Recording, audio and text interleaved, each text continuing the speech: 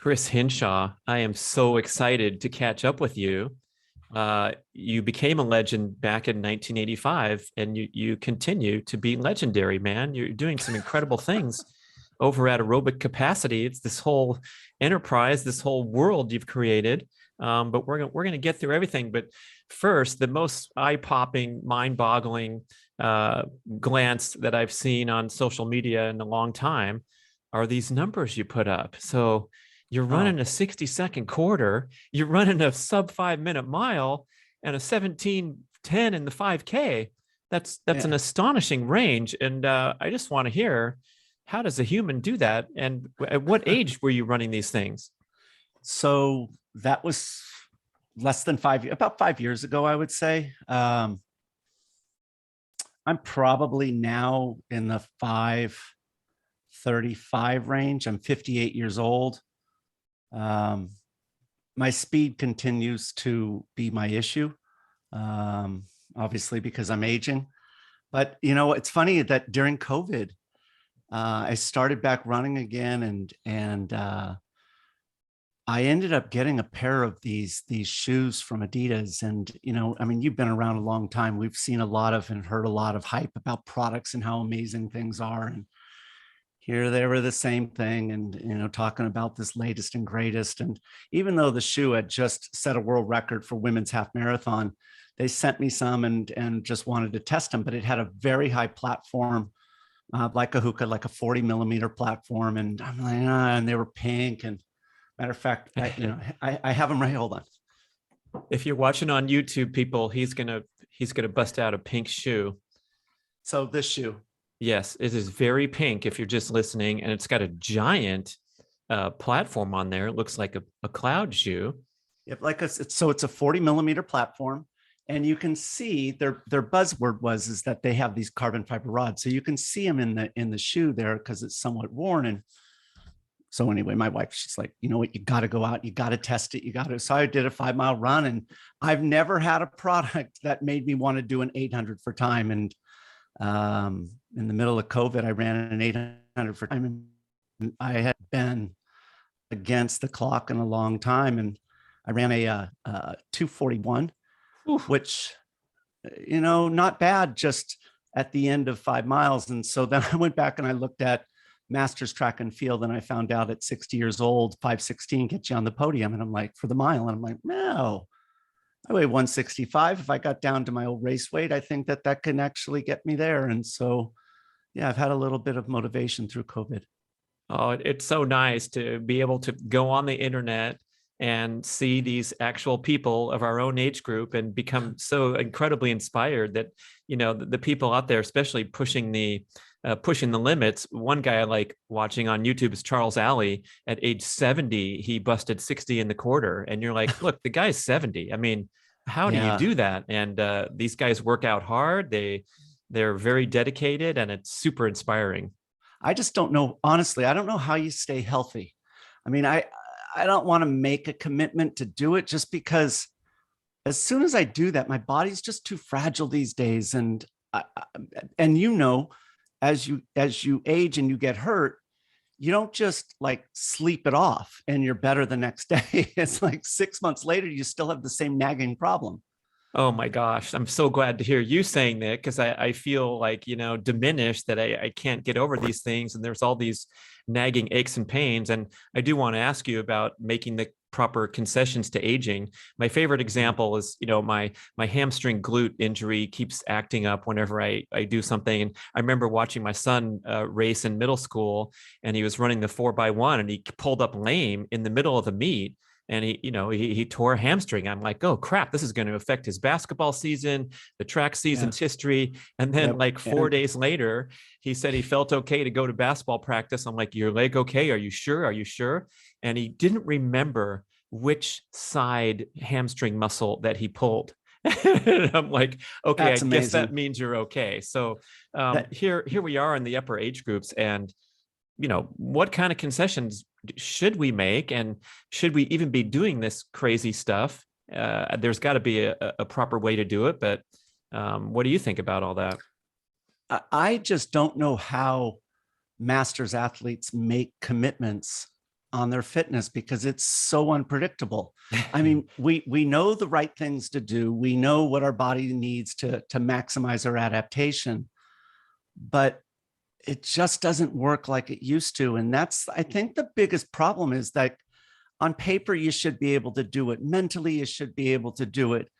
And then for some reason, you're just not able to. And there's a lot of bummers with getting older and not being able to do something that you used to be able to do just because of age it's frustrating. And I find myself as I get older, not wanting to take as much fitness risk. Like back in, in the day, on a road bike coming down a mountain pass, it wasn't uncommon to feel your bike kind of slide in the turn. And back on those days, and there's no way I am never, ever going to go that fast on a bike again. Those days are gone because I just don't feel like taking that risk. Well, boy, I think that's a great sign of maturity. Nothing wrong with that. And even reflecting on the risks that we took, especially with biking, I don't recommend it to anybody now. At least we didn't have mobile devices when we were out there on the roads, but now it seems like the most extraordinarily dangerous sport that most people discount.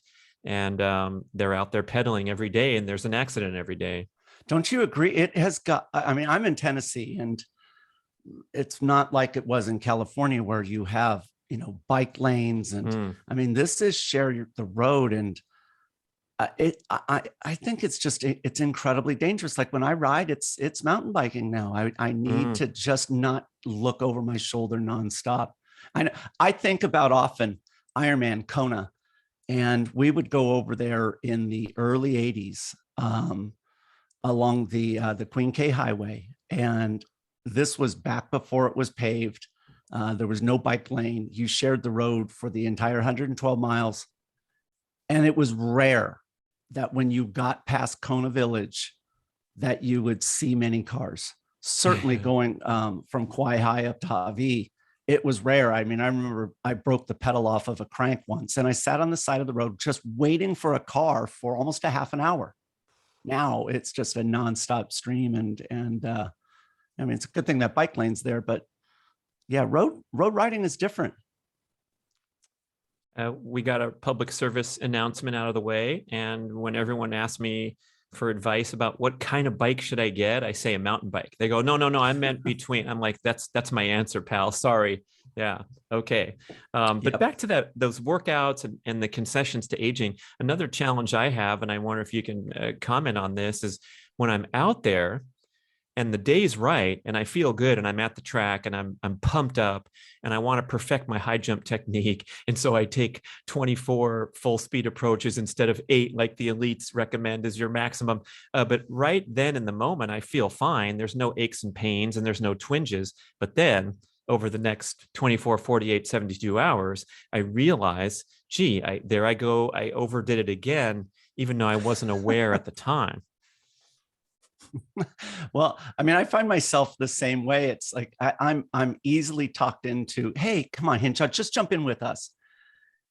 And I always regret it, but not in the moment. I love fitness. I like working out. I like being healthy. I love the fact that I can do many things at 58 years old with, 20 something kids. And be able to hang with them. That is, and hurt them on occasion. And that's very satisfying. But the thing that I worry about in terms of health is I think that the sheer magnitude of volume that we did and this constant suppression of pain, and the body adapted to not being as sensitive as it used to be. And I find myself not being able to feel things until it's catastrophic. And that it really, that dwells on me a lot. I mean, I've had what I felt like was a stomach ache, and next thing you know, it's like somehow my intestines were twisted and I had to go to the hospital. And they're like, how long has this been? And it's like, I have no idea. It's all of a sudden it's last minute, and good thing you were here, because this would have been really bad for you. And yeah, I worry about that as I get older, because we have conditioned ourselves to ignore those things, and our body, of course, adapted to it. And now you don't get that just magically come back. You somehow have to develop an internal sense of that is real, and don't just shrug it off. Wow. Yeah. I mean, that resilience and that incredible devotion to pushing past the boundaries can often become a weakness. And I know everyone's on the continuum somewhere, and a lot of people deserve to get off their ass and experience a bit of lactate burn or whatever that it's completely unfamiliar. But definitely that far end, that tipping point where you've done it so many times to yourself that now you're like, a machine. Mhm. Machines break down too sometimes. Yeah. Yeah. Yeah. Do you ever think about that? As far as your Oh, all the volume and your time. sensitivity? Yeah. Yeah. Right. And Yep. you're relating the story. I tell my podcast listeners a lot. They probably remember where I laid in bed with a ruptured appendix for about 12 hours because I had already been to the hospital and they sent me home. They didn't know what it was. And I'm like, I don't want to go back again and be that wuss that, keeps showing up. And so, I could have laid there and died if I wasn't more sensible. But it was ridiculous to, That's to incredible. have. I mean, when I was in the hospital, the nurse asked me, "What's your pain level on a scale of 1 to 10?" I said, "Well, honestly, it's a 10." She goes, "No, no, honey, a 10 is when your arm's falling off and you're dragging it through the ER and there's blood dripping on the floor." And I'm like, "Okay, well then it's a 9." But they didn't Right. realize my pain threshold was pretty high. So if I said 10 out of 10, and here's our second public service announcement of the show, is that if you are 10 out of 10 on the pain threshold, don't go home. Stay in the hospital and ask for more tests or something. Yeah. Yep. I was the same boat. I ultimately got diagnosed with viral meningitis, and I went into Oof. the ER just because I was in so much pain. Like my eyes were blurry. I was throwing up, but then they shoot you full of Demerol, and Mm, I'm like, I'm okay. and I went home and I gardened, and and, Oh, and unfortunately, when I finally just couldn't even budge, I ended up checking into the hospital, and I stayed there for 7 days. oh my Like, goodness. right, and but that's the kind of concern. Like, you just shake off a burst appendix, you just shake off viral meningitis. It's like it's just another hill climb, and that is not the way it works. No Um, bueno. yeah, Yeah. Take so care of yourself, people. yep, So yep. we have a timeline to work through, Go for and it. we're going to have to start at this bursting onto the scene at the Hawaii Ironman. You got plenty of camera time there, even though Tinley stole some of it. But you were really young, and let's see, this was '85. You took second place in the World Championships, and then that launched a pro career. And I'd love for you to just take us back to that time. I know you're a big swimmer, and that's how you came into the sport, and then the incredible transition over into the CrossFit community, which seems like kind of a disparate route, but you brought in those themes and that importance of aerobic conditioning into a world that maybe was not respecting it enough and was ready for something new. All right, here we Yes. go. Turning it over to Chris Hinshaw, people. Yeah, the 80s was an interesting time for me. Um, I grew up in a very competitive household, and it was a given you were going to go to college. And I had swam all through high school, played water polo. Um, I don't know if they still do letters, but however many of those stars and letters that you pick up, it's like every sport I had one. Um, and I ended up getting into the sport of triathlons. I saw it on TV. And for me, I was a skinny kid. I was very late in developing. I wasn't that great in sports, and not nearly as good as my brother and my two sisters and my dad, who all did Ironman as well. And I remember watching that with my dad. And I thought to myself, if I could do that, if I could finish that, I will have accomplished something athletic, and no one would ever be able to take it away from me. It was a big deal. And back then you could just sign up and enter. So this was the first time I did Kona was in October of 1982. And um, I had some reasonable success. I didn't train a whole lot. I was swimming pretty much full time, about 50,000 meters a week, and not riding and not running. But I finished in under 12 hours, which was respectable for a 18-year-old kid. Oh my gosh. I don't know how many 18-year-olds have ever finished the thing. That's incredibly young, really. Well, I mean, it was very supportive family. I did it with my older sister. And I was also then I went off to school at Cal Poly San Luis Obispo. I'm a numbers guy. Math is really something that I enjoy, and so that kind of set a trajectory for me. I really found myself enjoying doing three different sports. I never really enjoyed swimming, just that grind. Imagine But that, I was people. good at it. Yeah. Yeah. Oh my gosh, so boring. Um, People always tell me it's like Ironman must have been boring. And it's not that way. It's an incremental adaptation where it Mhm. just, next thing you know, it's like a 100-mile bike ride isn't that bad. Riding down the coast of California, it's not that bad. So I ended up having some success in the sport while going to college. Because I was a finance major, I wrote all of my contracts when I was a professional, and that was kind of cool. It was all about, I realized, going to school about value propositions and competitive advantages. And I went to sponsors and said, I don't want any money. I'll support and wear your product, but if I perform, then I want to get compensated. And the deals that I struck were based upon TV time, local, national, and international TV time. And back then it was videotapes. And what I learned right away is that I will always be on TV if I get out of the water first. So I ended up, doing okay in the sport because of that. But eventually time took its toll, and my body just, it was broken and beaten. I mean, Hmm. you know how it is. You can make your body do anything at that point.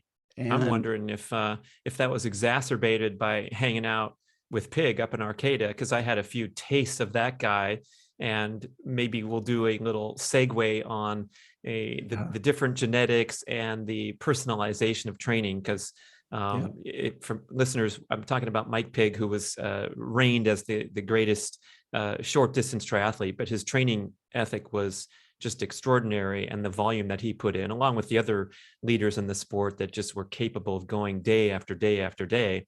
And a lot of us learned the hard way, trying to keep up to that standard maybe wasn't ideal for our personalization. yeah, he was just an incredible machine and durable, never got hurt. And you're right, the volume that he did, but he was also living, in Arcata, California, so 100 miles south of the Oregon border in California. And he was isolated. I mean, he was doing a huge volume of training in the rain. And that was unheard of. I mean, it Yeah. was raining 35 inches a year. And you know what? If it wasn't raining, it was the densest fog that you've ever seen. And it felt like rain. Yeah, he was a phenomenal talent. And that was, back then, it wasn't about the precision. Like, things have changed. Like you mentioned about personalization. Back then, it was just volume. It was, you got to do volume. And if you weren't training all week, flying on a Friday, then racing on a Saturday, there was a problem. And eventually, though, the sport, I mean, it's amazing that he was able to race every weekend and win. The sport evolved to where you had to target races. And ultimately, that's what I had to do. I couldn't do what he did. I would break down. I had a much higher VO2 max than he did, but I wasn't durable. And that was the problem. How long did you spend up there training in his realm? I was there. I got there in 1988, I think, and I stayed there about 18 months, enough to where I am very competent in riding a road bike on logging roads. I don't care if it's raining or snowing.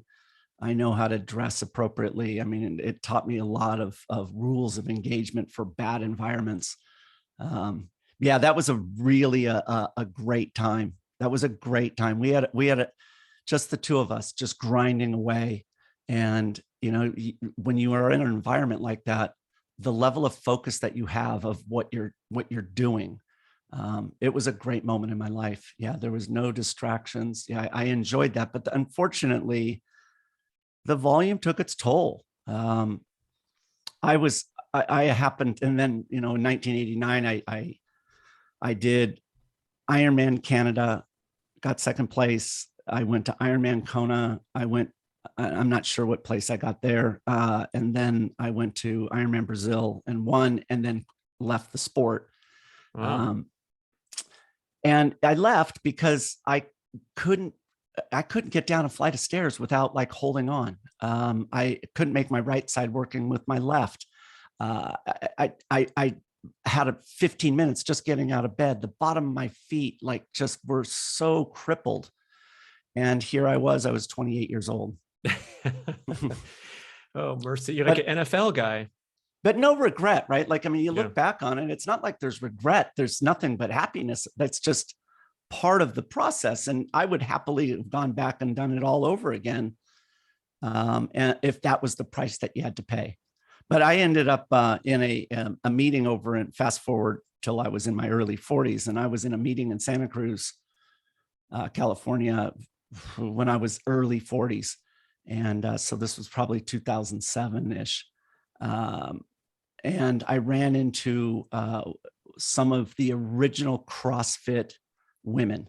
They happened to own the original CrossFit gym, which was in SoCal Research Park in SoCal, California, called Santa Cruz Central.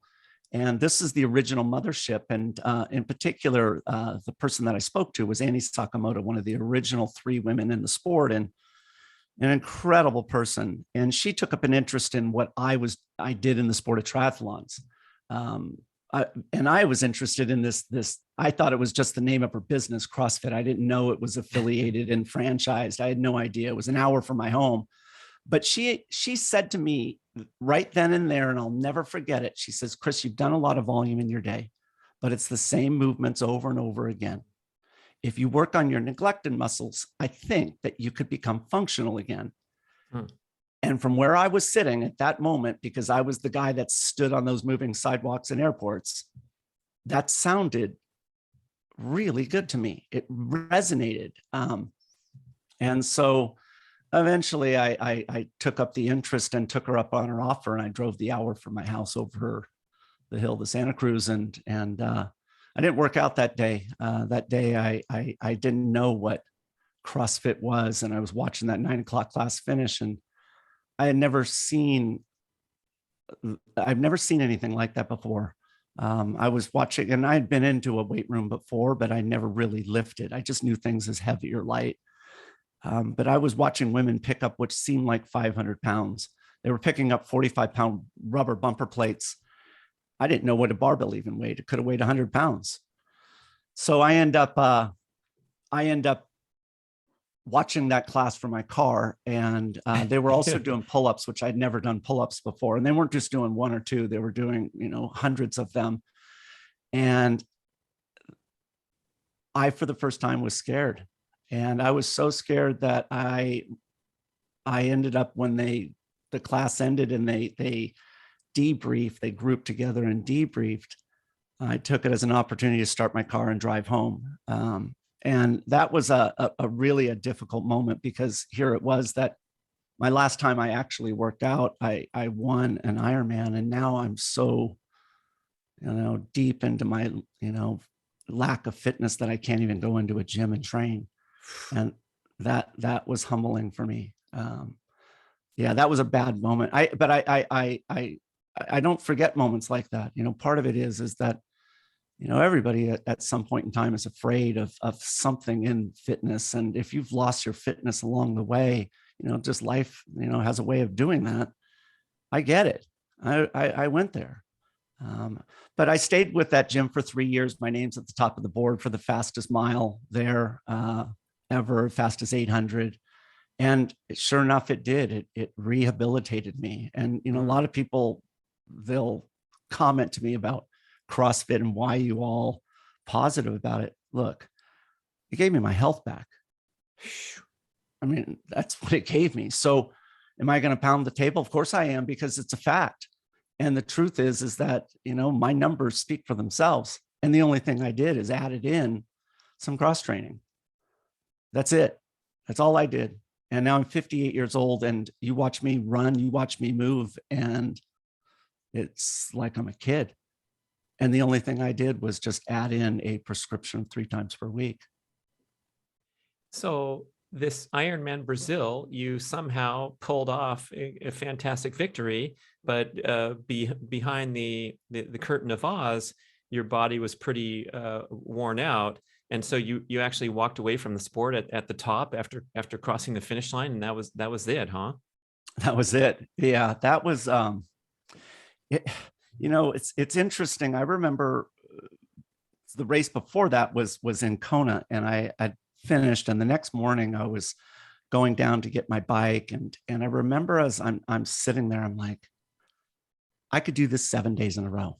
I could do this and make myself do it. Yet I was crippled. And that's the interesting thing, is that here what you're doing is that your brain is, it's forcing, you make your muscles train, make yourself do it. And eventually, though, your body, it just breaks down, but the brain can still work the same way. I can make you do it. And that doesn't make it right, but that attitude is what was my attitude for at least the last 2 years while competing. And that problem, as far as, injury issues, overuse issues, all that did is it just, continued to build on it as I went through my 30s, not, doing any fitness. Matter of fact, 5-6 years ago, I got roped into doing that triathlon in Pacific Grove, like in Carmel. I think it's Tinley's actually. There was like 2,000 people, and I had not swam in 18 years. And yeah. And I got out of the water first. Let me guess, people, that those swimmers, man, it's like a gift, the motor patterns and all that. Incredible. 18 years off, and he comes out first. Yep. I went and got a bike. I'm sure like you, I have a lot of bikes still. And I end up going out to the garage, and I'm like, both tires are blown. I hadn't been on in 6 years. But I ended up, I think I got second place, but in my age group, but the sport had evolved a lot. I was shocked at the evolution after that many years, and the quality of talent, especially in masters. Masters are intimidating because they got time and they've got a budget. Right. It's those in between age groups where you're racing against the people with little kids, and they have to go to work and squeeze their training in. And then when you get into 45 and over, oh my gosh, yeah, they're miniature pros, Yep. So I stayed at Santa Cruz Central for 3 years, and then you started that when you were already in your early 40s. Yep. So there was a nice gap there where what were you doing? Nothing. You were nothing. Just not much. Right. Working. Were you in the fitness industry, or were you doing something completely different? No, I mean, so when I was in triathlons, one of the sponsors I had was Apple Computer.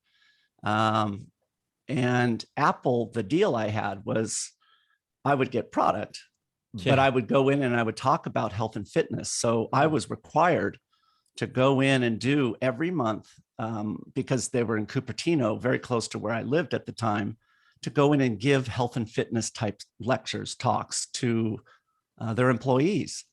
And I was also part of a group where we would train others. We would do camps, but there was just no money in it. There was no opportunity. And, I had a decent education, my grades, I always did good in school. My grades were always pretty high, and it was time to get into investment banking and make some money. And so I went and quit triathlons, where I was making a ton of money because of the structure of my deals. And my first job, I made $18,000, but didn't have any regret, because, it was an opportunity. And in my opinion, if you're given an opportunity where there's growth, if you apply yourself and you're smart and you're good at what you do, then I always believe that there's, you have potential. And so yeah, that's where the working fuse was lit. And then, we can just say that from that period, that's when life got in the way. Right. And then you're hitting this wonderful CrossFit workout, you're reawakening, recapturing your health and your functional fitness. And that went for a few years. And then how did you get to eventually be immersed and have this be your life's work? So I've always been fascinated by coaching. We coached, the internet wasn't available back then, and resources weren't available. So you learned a lot from talking to other coaches and other athletes. And that's still a source of information of mine today is other athletes and other coaches. I ended up when I was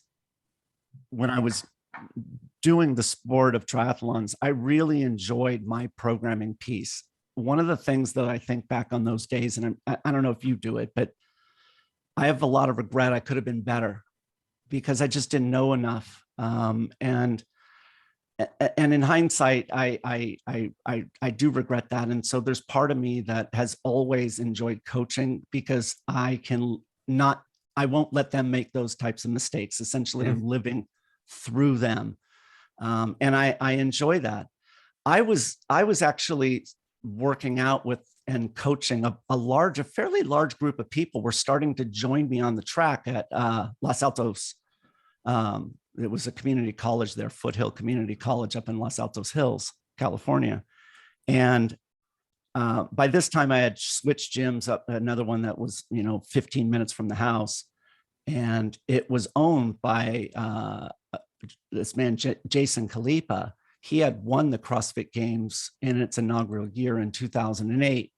And it was now this was now 2012. And I ran up into him at his gym that day and we struck up a conversation, and he heard what I was doing with some of the members of his gym at the track. And it was just a simple conversation, but then he called me, a few weeks later, and he asked me if I would be willing to coach him. So here's a guy that weighs 225 pounds. He's 5'9". He's incredibly strong, but he gets dead last in every endurance event that there is at the CrossFit Games, which is their world championships. His endurance is so bad that they did a 7K run one year, and he passes out before crossing the finish line in a 7K. Okay. So he ends up asking me if I would be willing to help him. And we always talk about coachable. He said to me, that I'll never forget it, I want to know what you're doing, but I'll never question it. I'll do every single thing that you ask. And so part of it is that when I came into the sport, there was and this was a problem for CrossFit, a huge negative in my opinion. They had partnered up with somebody who came up with a gimmicky way to try and build endurance. Essentially what his whole methodology was: short time domains, high intensity intervals. And it was the high intensity speed-based workouts that were your foundation of aerobic fitness. And I'm like, that is two opposing pieces. It just didn't make sense. Very controversial, even though it was very popular. Right. It was very right. Well, it was very popular because, let's face it, who doesn't want to do less and be told that you're actually doing more? Right. Listeners, this is the concept was that you didn't have to waste your time running for hours. If you want to be a good marathoner, you could do, I'm simplifying everything, but they were trying to, I guess, you could consider it a hack, where if you did enough box jumps or heavy squats, you would be prepared for even these long distance endurance events. And it didn't make sense to a lot of people in the endurance scene. Right. No, it was highly criticized by endurance athletes. And matter of fact, I was highly criticized by my peers in the endurance world for Trader, going over to this evil empire.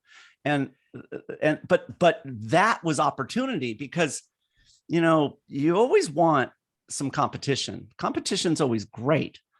But when your competition is missing the mark and they're blinded by what is truly going to deliver performance, that's an amazing thing. because now essentially they've set up the entire marketplace. They believe they're a competitor, but they're really not. So this Jason Khalipa here, this guy could put 400 pounds over his head. On a Concept 2 rower, he could do 2,000 meters on a rower in about 6:10, which is incredible. But he couldn't, when he had to support his body weight, he couldn't move at a moderate rate of speed for beyond 2 minutes. He was really a sprinter, an anaerobic speed, strength, power type of an athlete. So what did I do? I gave him the principles that I know. I slowed him down. I developed a range of gears based upon a variety of distances or time domains that we call it in the sport of CrossFit. And he adapted. I actually had this guy do a 20-mile run in the Santa Cruz Mountains 3 weeks before the CrossFit Games. 3 weeks.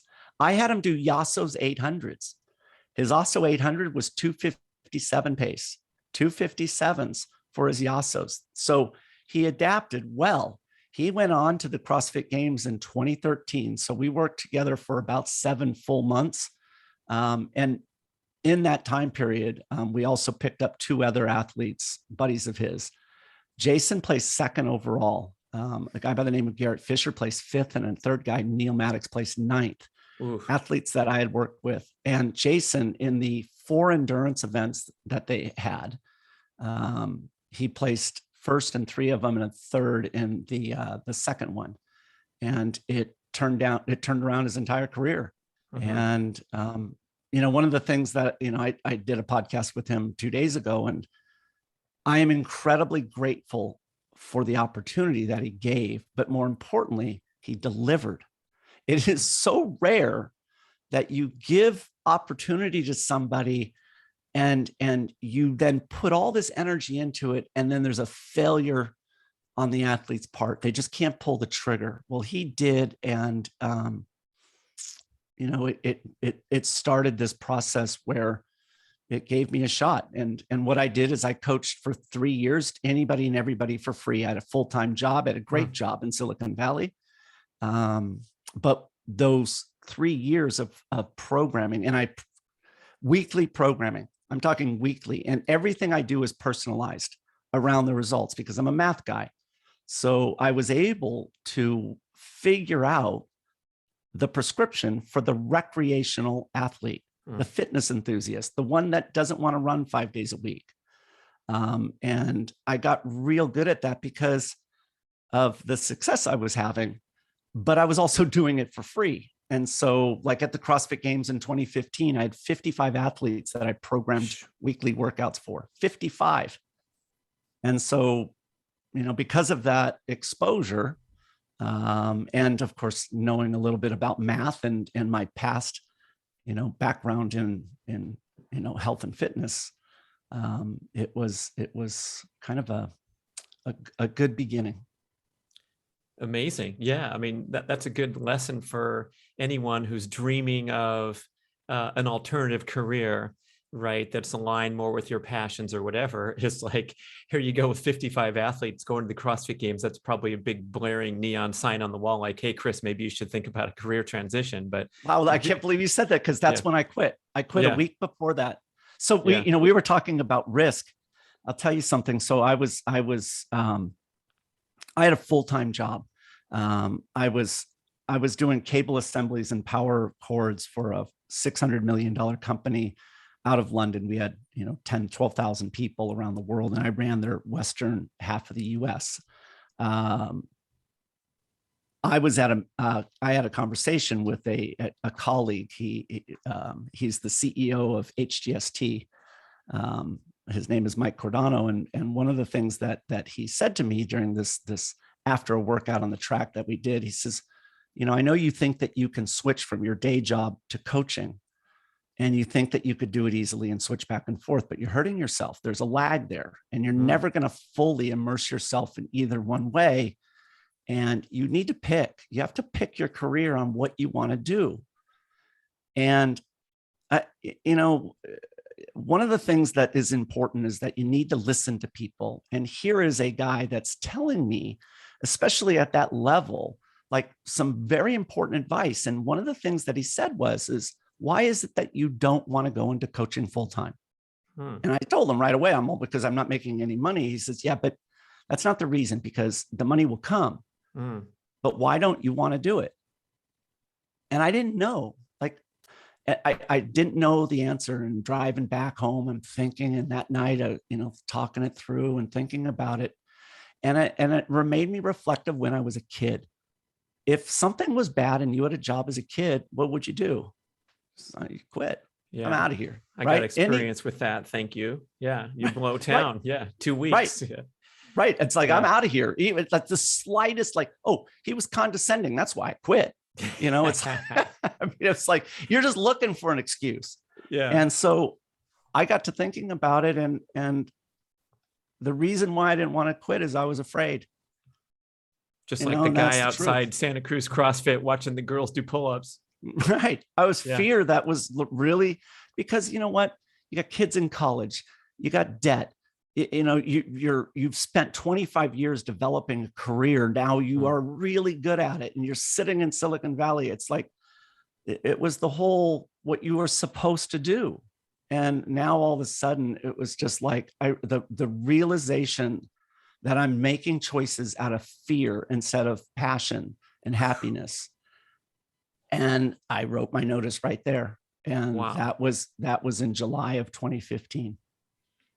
Wow. You young listeners, pay attention here, because we're getting several nuances to the story that are really important. The first one is that this momentum was driving you toward a new career. So it wasn't some whimsical, stupid thing that you're going to go surf the waves of Baja and ditch out on your college tuition bills. But it was, the messages were lining up for you.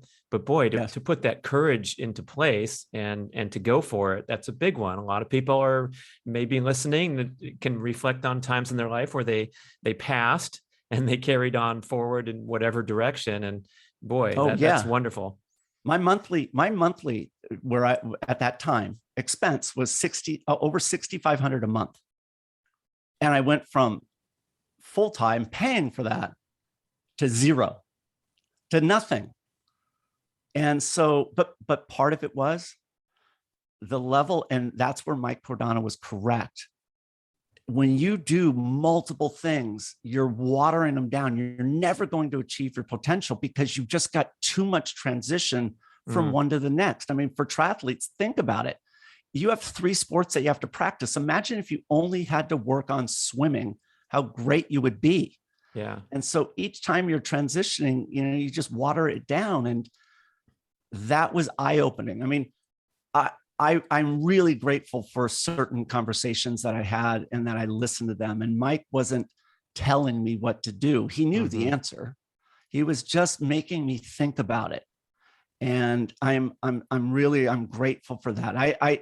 That's why when people like give me opportunity, I'll treat it with the same level of respect and appreciation. I'll treat it like it's the first opportunity, even though, let's say, you've been doing, certain appearances over and over, year after year. I will treat it like the first, because I think that those things should be valued at the highest level, opportunity, because you don't know where it will go. And that's why I think about with Jason, I over-delivered for him. But that's what you should do with an opportunity at that level. And I was given an opportunity to work with, a bunch of other athletes. And because of the approach that I have, it delivered some success. As a matter of fact, there's a list of people that I put on the top spot at the podium, on the podium at the CrossFit Games. I don't know how many that have been on the podium, but it's got to be 60 plus since 2013. Almost every champion since 2014 I've worked with and helped. And I've carved out a nice, the fitness world is unique in the sense that there's no specialist. They don't want to specialize in anything. They want to do variety.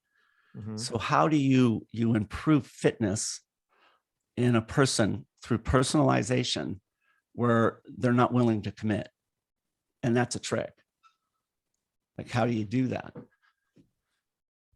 And so that's what I've spent my time on. And I can't tell you how happy I am that I get to do it full time. I mean, it's just, and and not only programming and coaching, but educating. I do a lot of educational content, whether it's with firefighters.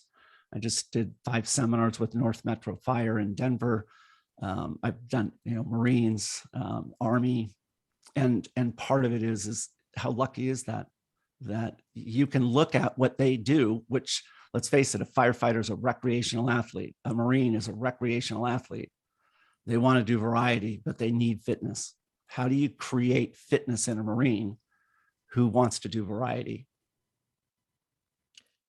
Right. So can you describe what you brought into the CrossFit world that was lacking, or what that missing piece was? You talked about the widely criticized approach of pretending that intensity could create endurance competency. And so what angle did you come in at? Yeah, I mean, that was right. So the old way, it was like 20-second sprint, 10 seconds of rest, 8 times. There's your endurance workout. And that never made sense. And so part is bringing in this concept of pacing. That was number one. CrossFitters historically, what the prescription is high intensity, constantly varied movements. That's what the whole sport is built around. All right, so how do we really create programming in an environment where all they want to do after they hear the gun go off is go as hard as they possibly can, and then if they lean over because they've blown up, that's also a sign of courage. That's really a sign that you did it right. You're working hard. But that never made sense, because what we're talking about is how can you maximize the amount of work you do in a certain amount of time, work capacity. And to me, when I was told early on that I was doing high intensity and I was hunched over because I had misjudged my pace, it's like, I know I'm blown up right now, but I could swear, I mean, they're telling me I'm doing high intensity, but I could swear I'm not even moving. Like, it doesn't make any sense to me. It's about how much work can you get done in the time domain that you have. And CrossFit, the problem is that it's unknown and unknowable. You don't know what the event is. And so what my feeling is, all right, if we don't know the event, then I'm going to create a range of gears based upon an unknown event, meaning I'm going to train you for a marathon. I'm going to train you for a 25K. I'm going to train you for a 20K, a 15K, a 12K, a 10K, an 8K. I'm going to train you for a 5K. I'm going to train you for all of those speeds so we build up the muscle memory. And in order to do that, I have to practice that particular speed. So what I did is I started working with athletes where the event was. In the beginning, I had 13 different events that I would target. So everything from sprints all the way to a marathon. And we would practice those intensities. So that's the event-based model. But then what I did is I took into account the strengths and weaknesses of the athlete, the individual, and I created an athlete-centered model around those 13 different events. So, I mean, imagine you're training somebody for 13 different time domains or distances, but not just in running. You're doing it on a bike, you're doing it in rowers, you're doing it in swimming, you're doing any cardiorespiratory piece of equipment, you're modifying for that model. And I immerse myself in it. And because I'm good in numbers, I can do 100 times the volume of someone who isn't. And now I could do, 100,000 times the volume because everything gets automated if you figure out the right algorithms. And that was the hardest part, Brad, is that every piece of research is about specialists, people that just run, people that just ride. Well, what if you just want to go 2 days a week? What is the prescription? Yeah. What should it look like? And what I found is that they were delivering levels of fitness that had never been recorded before, because CrossFit, what it was a sport for the people that weren't good at anything. Like triathlon, right? I suppose.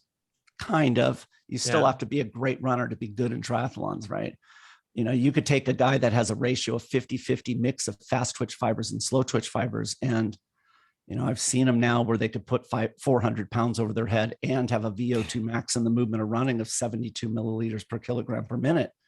I mean, the problem is they weigh 200 pounds. And so they're not going to run a 2:08 marathon. I mean, if they got down to 2:15, maybe, or 1:15, maybe, but they're bigger, athletes. They're bigger, but they're not on the extremes, right? They're not these incredible speed, strength, power, weightlifting type athletes, and they're not endurance specialists. They're recreational, and they sit in the middle. That's where they are. And that to me is exciting, that population who loves fitness, that was always told they're not good enough to play, they're now proving that they're delivering fitness that's never been seen before. Oh, I totally agree. I think these are the fittest athletes on earth. And my friend Dude Spellings, he sent me a text after one of the recent CrossFit games, and he says, Matt Fraser is the fittest human that's ever walked on the planet Earth. Do you care to argue? And I'm like, man, that's a good take right there, because even the elite professional sportsmen are extremely specialized. I look at it like an NBA basketball player with a wonderful range of that explosiveness, the skill, and the endurance to play the whole game and go through 100-game season. Pretty fantastic. But what the CrossFit athletes do is it's completely mind-boggling. Yeah, it's extraordinary. I know. Look at Ashton Eaton. I mean, decathlon.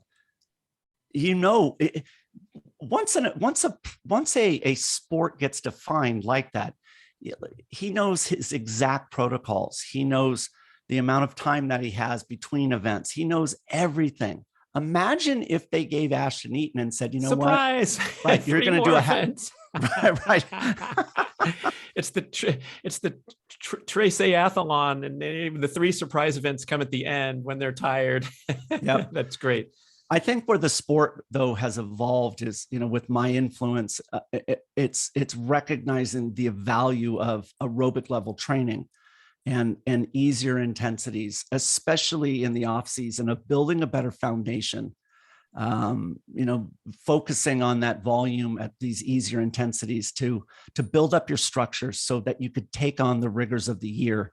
And that, of course, got the notice of CrossFit HQ. I wasn't always in the good graces of CrossFit HQ because I was so controversial. They did a lot of write-ups on me that was really against what I was doing. But they also, years later, recognized that I'm changing the sport. And one of the big things that CrossFit, you got to give it to them, is they recognize that. And instead of, we're being on the outside, they knocked on the door and they said, let's partner. And what we would like you to do is take your content and educate our community. Not tell them what to do, show them what you do. And so that's what I do is I created a course, and we've had 4,000 plus people around the world go through it. I teach all of them live. And I share with them my entire methodology on how to build greatness if you just want to be recreational. So it's clearly not a pure endurance experience that you're familiar with from your triathlon days. So how did you kind of leverage that experience, that knowledge of what it takes to go 9 hours and race an Ironman into, I mean, the people who are interested in CrossFit have extremely disparate goals from anyone who's trying to do an ultra or a half marathon or a running event or a biking event. What the hardest part for me was, how do I assess a recreational athlete? Like, how do you assess them? How do you know what their strengths and weaknesses are? And in the beginning, what I was doing was I was comparing results of prior performances. So I took in the beginning an anaerobic distance, which was 400 meters, and I took their mile time, which was more aerobic. And what I did is I compared the meters per second between those two, and I created a slope or a fatigue factor.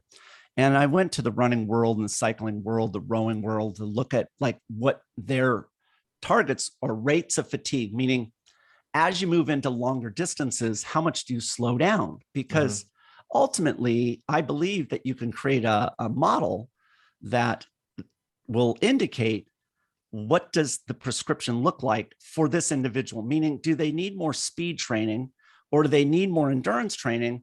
And if I get a large enough sample size, I can also then equate it to the magnitude of your weakness. So what I started doing was just working with a lot of athletes. And that's one of the reasons why I did it for free. Matter of fact, the head founder of CrossFit, who I've known since 2001, Greg Glassman, I asked him once, I said, why do you give workouts away for free on CrossFit.com? And he says, because it validated the methodology. If I did it one by one and sold it, I wouldn't have people coming by the hundreds and the thousands to validate what I believe would work. And I'm like, oh, that's what I did. So quickly, I had well over 5,000 people in a short amount of time that I've worked with, and I was collecting data. Now I had over 20,000 results of non-specialists. And what I was able to learn is what is a standard rate of fatigue for a non-runner? And I can now come up with a prescription that would resonate with an individual so that they would do the programming. And in the sport of CrossFit, one of the things that you realize right away is that in the gym, what they do is high intensity work. So what I'm going to do is create the balance. I'm going to slow you down. And that combination has proved to be really valuable. And it's no different than what I used to do. It's just, I have to scale it back because they're recreational. They're not going to swim 20. You know, it's interesting. You want to know how much volume? Here's a quiz. Let's see if you can guess right. An elite CrossFitter, someone who wants to podium at the CrossFit Games as a male or a female. I'm not talking about a teenager or a master's athlete. I'm talking about a male or a female. Top 3 in the world. How much do you think that they swim in one workout on average? Is it 1,000 meters, 2,000 meters, or 3,000 meters? Now think about it. I've said 3,000. I used to swim 9,000, 10,000. Yeah. They swim 2,000 at most. Most will swim about 1,200 meters. Most. Is that one an time endurance a week. Session? Why are they doing that? Because swimming is not a huge part of their sport. So it's not like they're doing 2.4 miles. You know, they'll do a 500-meter swim. So it's about like recognizing what you're training for. And that, you know, even though they're professionals, like, you know, we were, the fact is that you don't have unlimited time. You need to find the highest and best use of your time. And that's why personalization is the only way, because you've got to be efficient with what you do have. So this comparison, this rate of fatigue, attrition, or whatever you call it, between the 400 and the mile, you have some statistics, which, me not being a math guy, I still can't figure out if I put the 2 times together how to calculate this. But you said the elites slow down around 6 to 8%, and the recreational person will slow down around 20 to 25%. So can you explain how to make that calculation if my quarter time is 60 and my mile time is 6 minutes, for example? So you need to compare the time for both of the distances. And then what you're doing is you're looking at the slope between those two.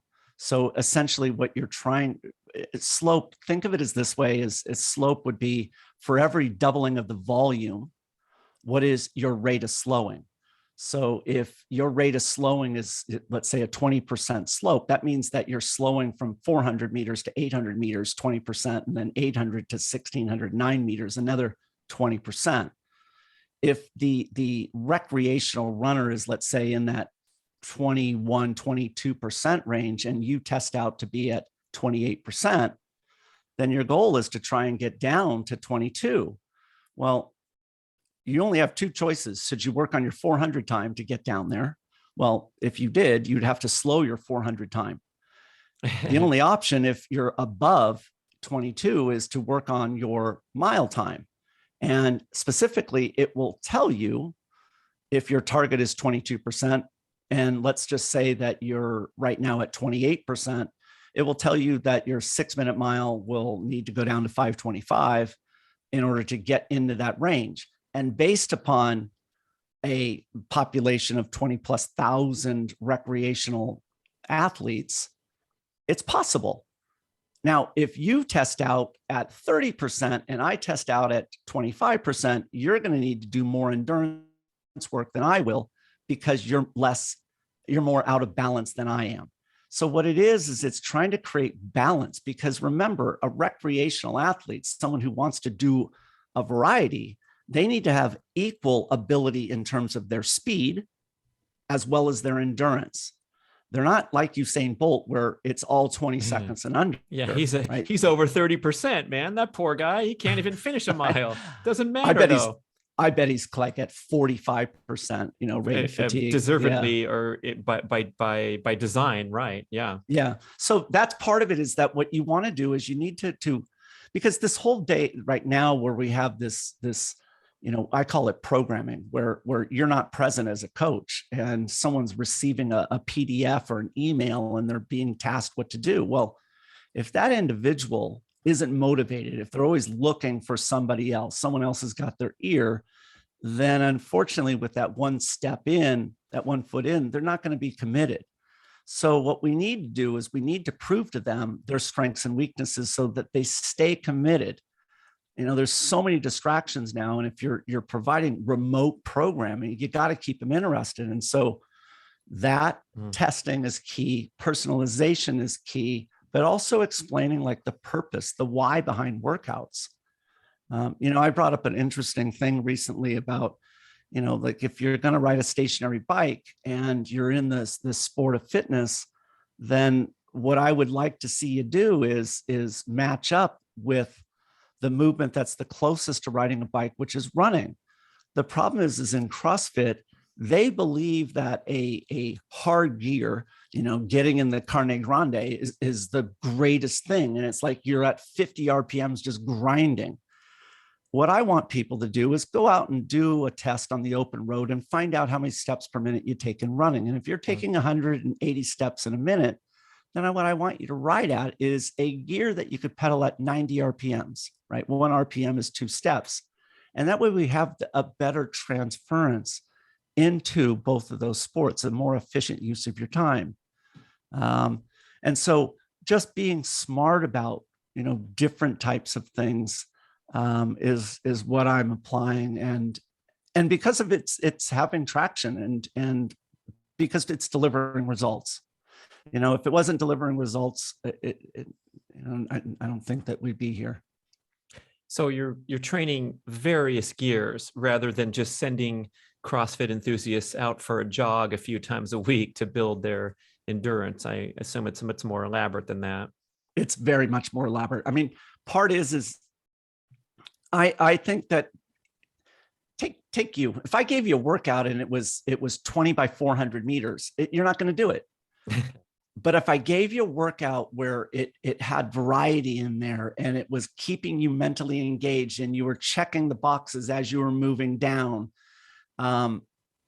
then you do it. And that's what I look at. I look at every workout that I write and I'm like, would I do that workout? And it's like, no, that's too boring for me. It would never keep me engaged. Part of it is that if you are providing programming remotely, you have to take into account the motivation of the individual. And is the workout going to motivate them to want to complete this entire list of things? Or is it they're going to check out long before it? Do they even understand the purpose of it, the why behind it? And that's important. Like one of the things that I've shared is like, we do a lot of work on an assault bike. Why is that so difficult of a piece of equipment?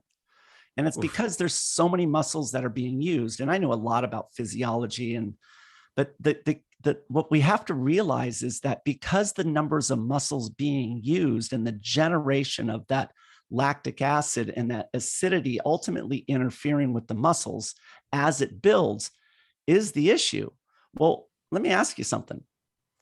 If we're trying to maximize our ability, our overall fitness, and if we look at the assault bike as the piece of equipment, could we get more creative in terms of the use of that piece of equipment to improve our overall fitness? And the answer is, of course, yes, we can. So here's the simple test. Imagine you're riding the assault bike and your arms are moving forward and back, and then your legs are pedaling. So imagine that level of fatigue with all those muscles. Now, there's also pegs that sit up by the flywheel on the front wheel by the fan. Stop pedaling. And what I want you to do is just an arms only workout, meaning the legs are no longer contributing any fatigue. Matter of fact, the legs are a potential source of removal of some of that lactate acid, right? Could your arms do more work in that case if the legs aren't contributing any more fatigue? Well, of course they can. Likewise, what if the arms aren't doing any work and you're just pedaling? Could your legs do more work? Well, of course they could. So then the answer is train the arms separately, train the legs separately. And then, of course, this theory of specificity, which says if you want to be good in the movement, you got to do the movement. So then you put it all together. So you need to do 3 different things. Likewise, if you're a non-runner, maybe you should do arms only on that assault bike and work on the upper body, because the mechanics are very similar, and work on your upper body's capacity. So part is looking and being smart. And I think that just comes back to, my athletic background, and that makes sense. I do that. And so long as you have the supporting evidence behind it, the science, we're off to the races. And so that's what I do. Is now I take my experience as an athlete. I look at scientific literature and I combine those with math equations. And where does the recovery aspect come in, or the overtraining risk, which a lot of people criticize CrossFit? I know I've had a few pop-offs myself saying a lot of these people are seemingly going and performing at a high level too frequently, especially in the recreational realm. Yep. How does that factor into the programming? That is a problem. It's a problem, because the problem is it's a non-sustainable model. You can't, everybody loves high intensity. They love it because it will take anybody and improve them. So the best of the best, you put on a prescription of high intensity interval work, you're going to improve. You will. Now, the problem is that what do you do after that improvement begins to plateau, because you have zero foundation, you have zero aerobic base, you cannot recover. You can't. And that's what I tell people is that, think about this. Think about how many push-ups you can do unbroken, and imagine your goal is to do 10 more. What is the reason now why you can't do 10 more? You can't just shove more intensity in, can you? You eventually tap. What's preventing you? And it's always one of 2 things. It's either your strength, meaning you got to work on your 1 rep bench press, which if you can do a reasonable quantity, and I'm talking, let's say over 20, then it's not your strength. What would it be? And for most, they'll just say, you know what, I just get tired. So how would you classify, what quality in a workout would you classify I just get tired? Is it your volume? Is it your speed? Or is it your recovery? What if I improve your ability to clear fatigue at a faster rate? Would you be less tired when you got to your, old personal best of 20? Could you do more?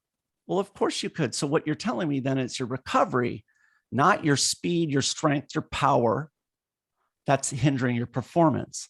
So what should you work on? And that's the beauty of being a coach, is that whatever stimulus we put on the body, we will create a good adaptation so long as they have good nutrition and good recovery.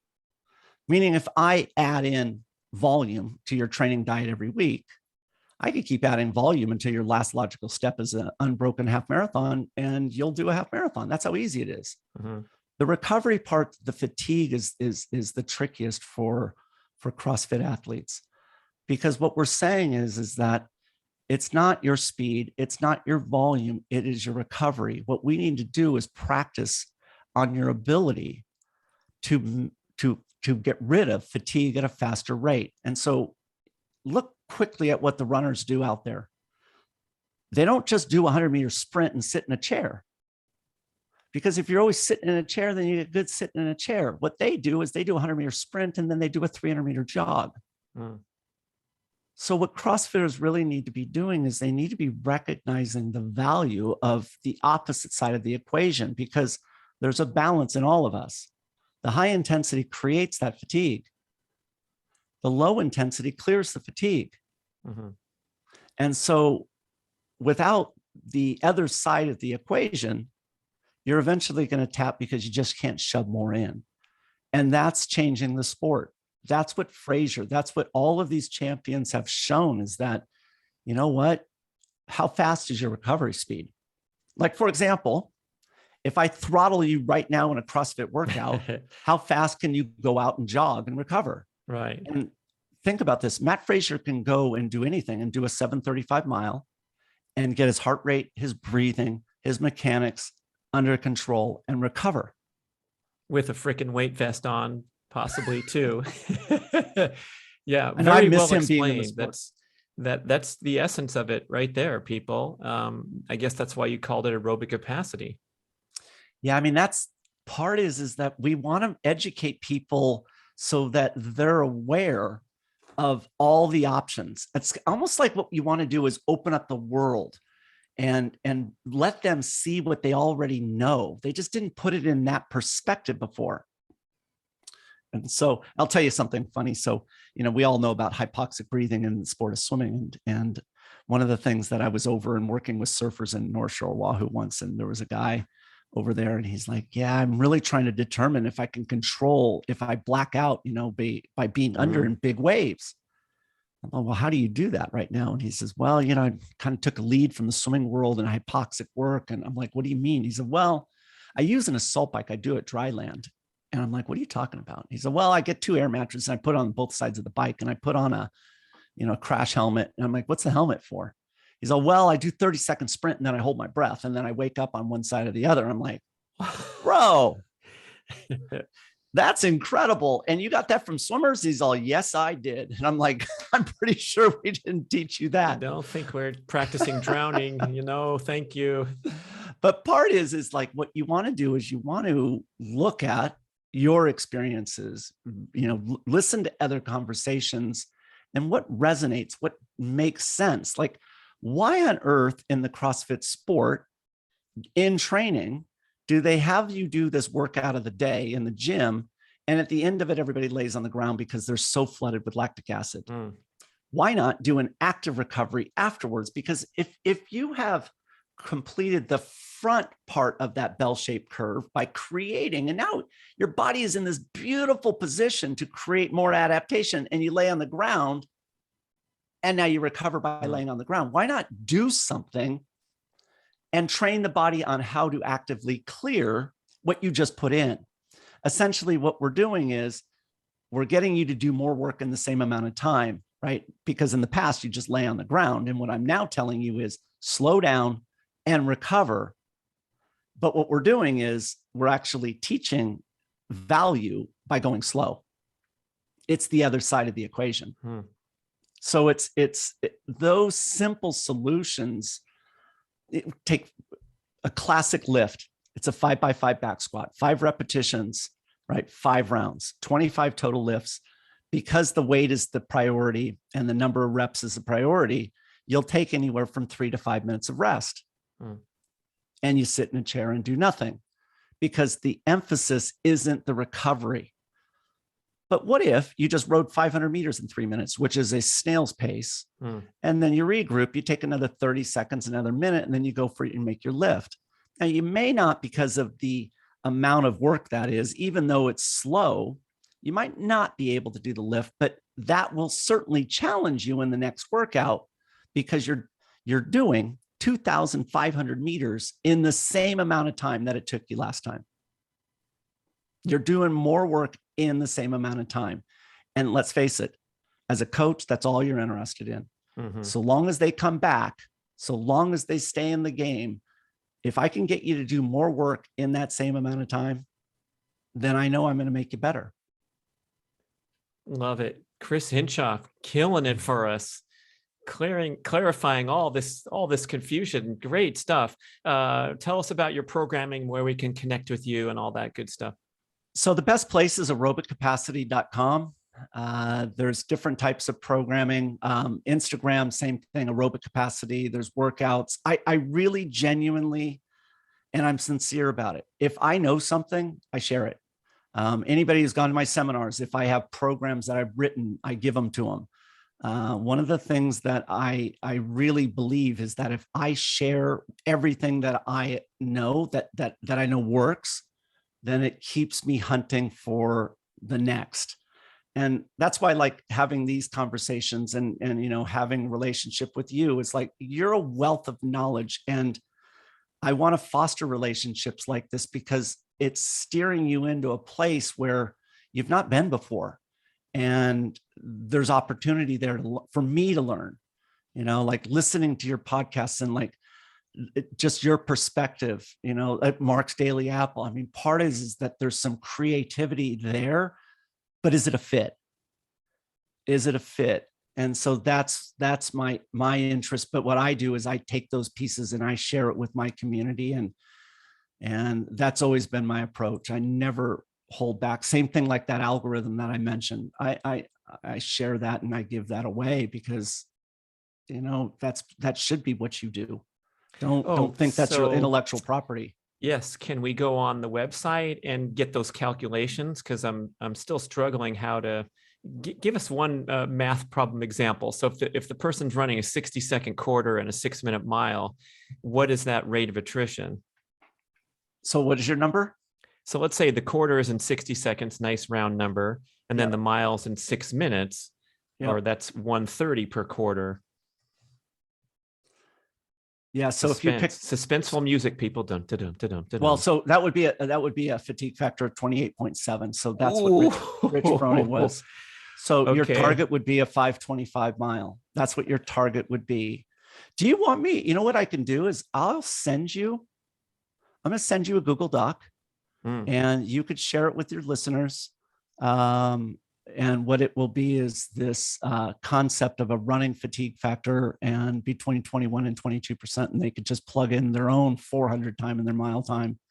And what it will do is calculate their own fatigue factor and make recommendations on whether or not do you need to work on your mile or do you need to work on your 400. And then if you do, what would be your target times for either one of those? I'll send that to you. Okay. And you could share it. Beautiful. Love it. People, let's go plug in and put up some numbers. If you don't have, values right now, we got to go out and do a 400 time trial and later a mile time trial. Fantastic.